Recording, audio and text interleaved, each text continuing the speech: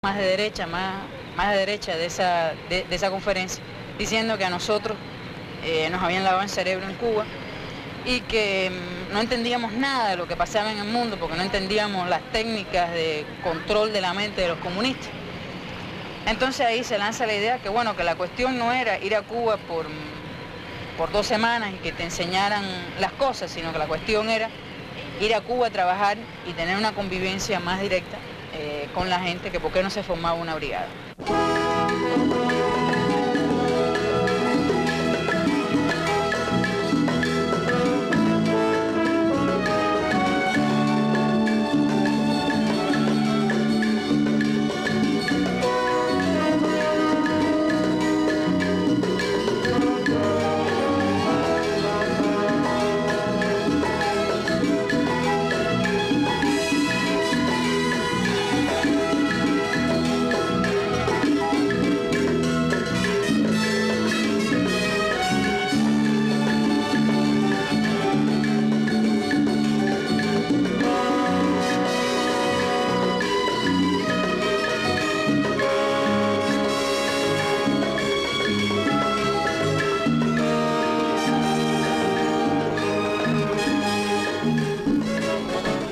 ¿Cómo se podía evitar, o se está evitando, de que los bailarines cubanos, la nueva generación de bailarines cubanos, se den cuenta, y yo les llamé a ustedes, se den cuenta que no son privilegiados? ¿Cómo ha sido la experiencia al llegar aquí a las escuelas en el campo?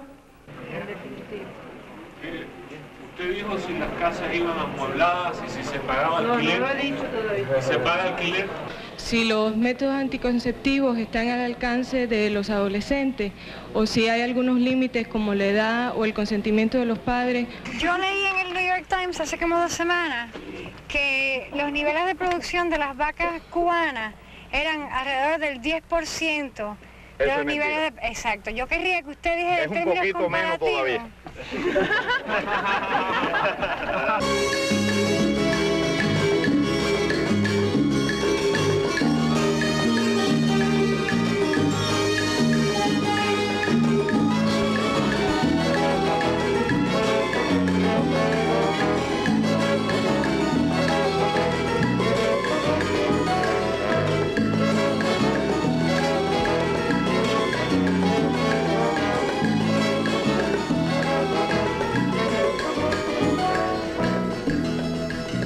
Esta mañana se fundieron 55 sacos. Vamos ya casi cerca de 100 y pico sacos de cemento hoy.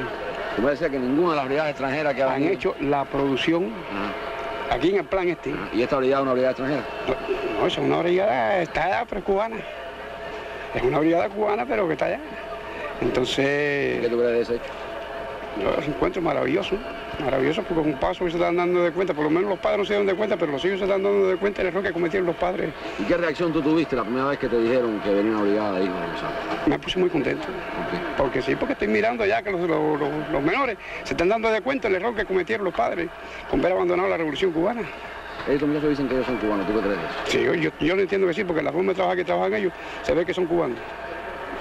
Se ven que son cubanos porque es que ellos se llevan muy bien con nosotros, desde el primer momento que cayeron aquí, están con nosotros encantados de la vida. Encantados de la vida. Comparten con nosotros como si de verdad fuéramos como lo que son, como cubanos que son.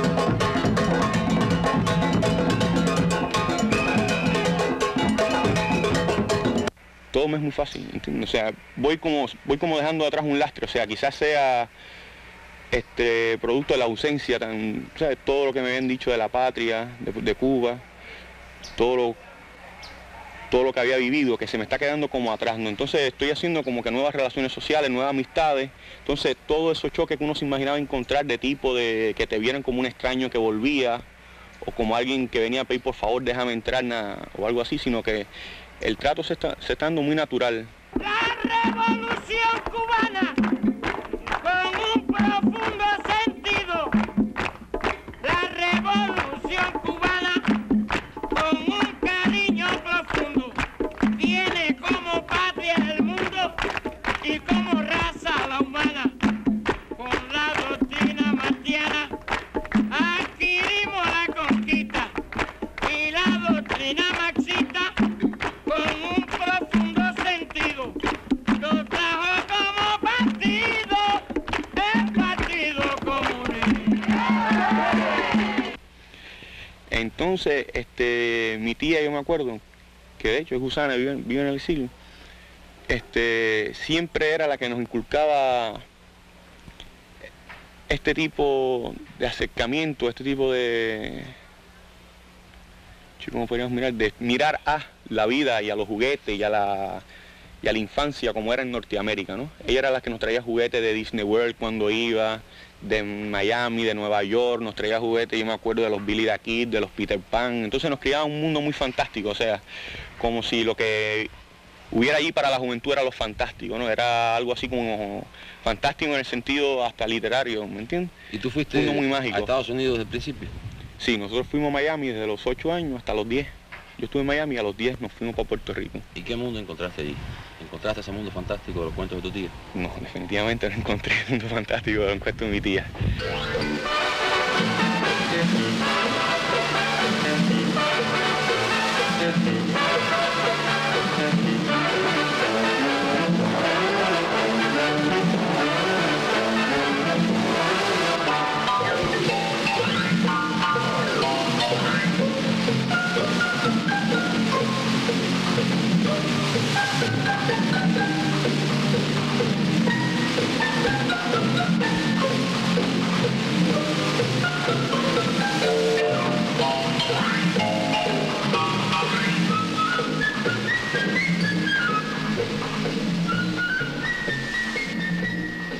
Esto es un business como otro cualquiera, como decimos nosotros, es un negocio donde se explota al pobre infeliz que se siente enajenado y oprimido por el medio.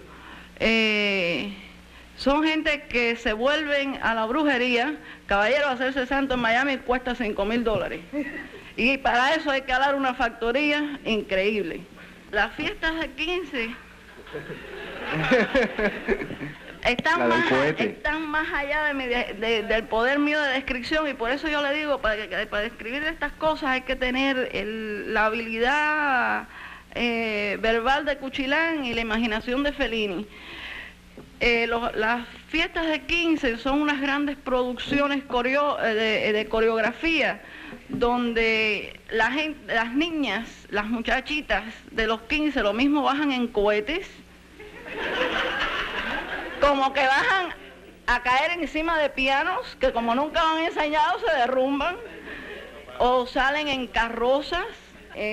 Los trajes son increíbles. Hace cuestión de, yo creo que fue 2 o 3 años atrás, donde un padre, vaya, el padre, el pobre infeliz, como el cuento de los 15 de Florita.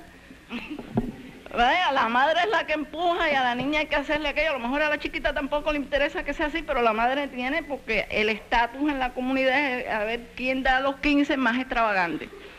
Entonces esta muchachita la vistieron de odalisca. Y cuando el padre se enteró que las odaliscas no tenían muy buena reputación, quería matar al coreógrafo y a la madre por ignorante y a la hija por estúpida, pero ya era muy tarde porque salió a toda plana en el medio de uno de los periodiquitos. En los bancos han creado un tipo de préstamo que se llama para 15. Esto es cierto, señores, no se rían, que esto es muy triste, es triste. Quisiera explicarte algo, Jesús. O sea, Lourdes dice a veces, no, porque esto es triste y no se entiende, creo, entre ustedes. Los cubanos en Miami son, o sea, la clase obrera barata. O sea, hay diferencias de clase entre los cubanos en Miami. No es lo mismo un cubano, por ejemplo, que vive en la pequeña Habana o que vive en Hialeah, que un cubano que vive en Coral Gables. Es más, el cubano que vive en Coral Gables desprecia al cubano que trabaja en la fábrica. O sea, eso existe ahí. Déjeme explicarle que Coral Gables viene siendo, por ejemplo, como era aquí antiguamente Miramar o el Country, y Coral Gables también tiene distintos niveles. Hay un índice de desempleo alto entre los cubanos, ¿entiendes? El cubano es discriminado en Estados Unidos. La cosa que me han pasado a mí en Nueva York. Una vez en la guagua, un grupo de muchachas saliendo de escuela, lo que aquí es la secundaria básica, no tenían más nada que hacer. Yo sentada en la guagua llenando unos papeles, que de hecho eran papeles para solicitar en la tarjeta de Medicaid, para que vean que es irónico, para solicitar la tarjeta de ayuda, de asistencia médica. Estoy llenando la planilla esa y vienen las muchachitas, se me sientan al lado y empiezan a hablarme y yo les sonrío. Empiezan a hablar, ¿de qué te ríes? Yo dije, bueno, deja. En serio, yo ya me iba a desmontar y cuando hago así, para tocar ahí, para bajarme la guagua, me tiraron ahí en el suelo de la guagua y empezaron a caerme a puño y patada. Tú me preguntas a mí, ¿por qué? Eran 8 muchachitas de escuela intermedia, que vienen siendo secundaria básica, a las 3 de la tarde cuando salían de la escuela, en una guagua completamente llena, en el Bronx, bajando por el Grand Concourse, que cuando yo iba a bajarme en Mount Eden, me cayeron arriba. ¿Y qué pasó? El chofer seguía. Yo iba a bajarme en la 170 y me dejó bien arriba por el Lebanon Hospital, sí, lejos. Me cayeron a puño y a patadas, me cayeron esas niñas. ¿Para robarte o qué? No. Por el gusto de darle a alguien que no le caí bien. La hostilidad, la violencia, que no le caí bien. No le caí bien. Me cayeron arriba y el chofer como si nada, y la gente en la guagua como si nada. Un señor que inclusive era un extranjero, que le conocía el acento, el señor no era de ahí, se horrorizó, me agarró, me sacó de la guagua, y en la calle las muchachitas, porque yo a una de ellas, digo, yo no podía con 8, pero una de ellas la reventé, por el instinto de conservación, a una de ellas la desbaraté. Y entonces, ¿qué pasó? Viene la hermana después, cuando estoy en la acera, que ya estoy semi-inconsciente, viene y rompe una botella diciendo que me va a rajar la cara porque yo le di a la hermana y le saqué sangre de la hermana. Y se formó un show ahí en la calle. Sí, mira, cuando yo vine a Cuba ahora en octubre, un compañero de nosotros allá en Puerto Rico tiene un hermano acá, ¿no? Que no lo ve desde hace 17 años, ¿no? Entonces él me encomendó que tratara de verlo. Entonces una noche salimos y nos pusimos a conversar, entonces él me estaba explicando toda una serie de dificultades y de problemas que él sufre, ¿no? Como joven cubano aquí en Cuba, ¿no? Entonces empezó a decirme a mí el problema de la transportación, cuán serio era, la dificultad que él tenía, y toda una serie de cosas más relacionadas con la transportación, el problema de la vivienda, que si él ahora mismo se quería casar, pues no habían apartamentos disponibles, que tenía que irse a vivir con los padres de la muchacha, o irse a vivir con los padres de él, pues en fin, que creaba toda una serie de problemas, más el problema de la ropa, ¿no? El problema de que a él le gustaba usar las camisas entalladas, pantalones Levi's y todo ese tipo de cosas, ¿no? Inclusive me dijo que el hermano de allá de Puerto Rico una vez le habían mandado unas botas de trabajo, ¿no? Y él estaba dispuesto a devolvérsela para atrás. O sea, él lo que sentía era que quería devolverle la bota para atrás, porque lo que quería era algo una camisa entallada, un pantalón Levi's, ¿no? O un par de zapatos para salir, ¿no? Entonces, eso eran básicamente los problemas que me señalaba que él tenía aquí. Entonces, cuando él me dijo eso a mí, ¿no? Yo le dije a él, mira, yo te cambio esos problemas que tú tienes por los problemas que yo tengo allá. Mira, por ejemplo, a mí, allá el sueldo no me da. Mensualmente yo tengo un déficit de alrededor de $100 para poder sobrevivir. El problema con mi hijo, la inseguridad que yo tengo en términos de cómo yo educar a mi hijo, y de que si mi hijo se me enferma como me pasó, que le dio punto de pulmonía y tuve que salir a buscar dinero a amigos, a familiares y recogiendo así de 20 a 25 pesos porque el hospital me salió alrededor de $400 con punto de pulmonía, porque no me atreví a llevarlo a un hospital público, porque hacía 3 semanas anteriormente yo acababa de leer en la prensa que un niño acabado de nacer se había muerto por un descuido médico en ese hospital. Y son cientos y cientos los casos por descuido médico que pasan en Puerto Rico, ¿no? Y entonces, pues, eso es un problema serio para mí porque es la vida de mi hijo. Nosotros no estimulamos nunca las ambiciones materiales, porque nosotros estamos completamente conscientes de que, en primer lugar, la sociedad de consumo es un error, más que un error, es un instrumento del capitalismo en su fase de absoluta declinación para poder sobrevivir económicamente, y es además antisocial y antihumana.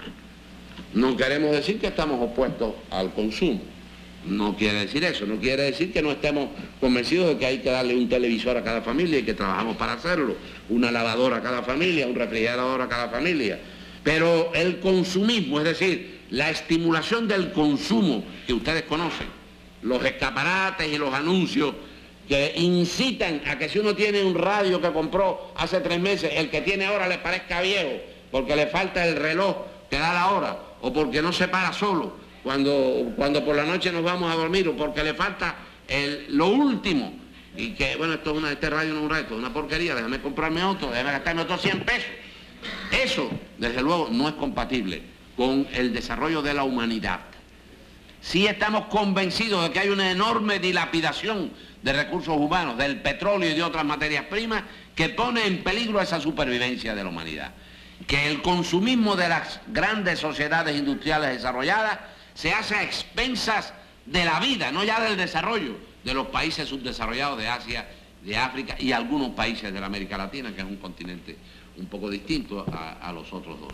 Y que solo mediante una contracción del consumismo en las sociedades capitalistas desarrolladas, como consecuencia de procesos revolucionarios, se podrá hacer el esfuerzo de inversión generalizada que hay que hacer para que los países de África y de Asia y algunos países de la América Latina lleven a niveles aceptables, no ya desarrollados, sino aceptables de civilización y de consumo. Y como creemos en eso, y como lo creemos también para nuestro país, nosotros usamos la estimulación económica en un sentido muy restringido, y nosotros creemos que este es un proceso. Nosotros estamos formando una juventud con un criterio moral distinto, con un criterio social distinto. Le decimos cuáles serán las limitaciones que tendrá en el futuro. No los engañamos, como ustedes habrán oído a Fidel, han tenido oportunidad de oírlo, habrán leído a Fidel, habrán leído las decisiones de nuestro partido. Aquí no le ofrecemos auga a nuestra juventud, le ofrecemos sacrificio. Le decimos que lo que más puede enaltecer a la juventud es precisamente su capacidad de sacrificarse por el país y por otros países. Esa es nuestra política y en eso está el balance que nosotros tratamos de hacer.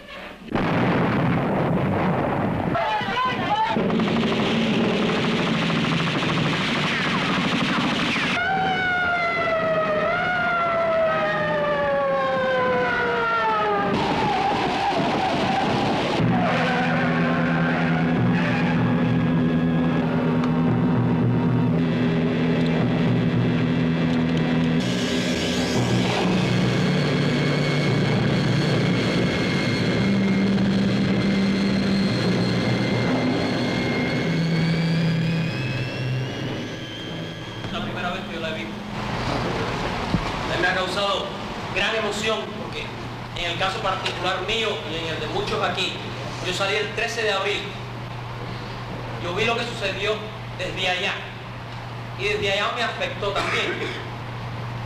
Después leí lo que sucedió, los volúmenes que publicó el gobierno revolucionario cubano sobre la lucha, pero lo que esta película ha capturado ha sido la emoción y el heroísmo, que yo por lo menos no pude leerlo, pero que por lo menos sí pude verlo. Y eso es lo que yo diría, por lo menos para mí, es la parte más positiva de esa película.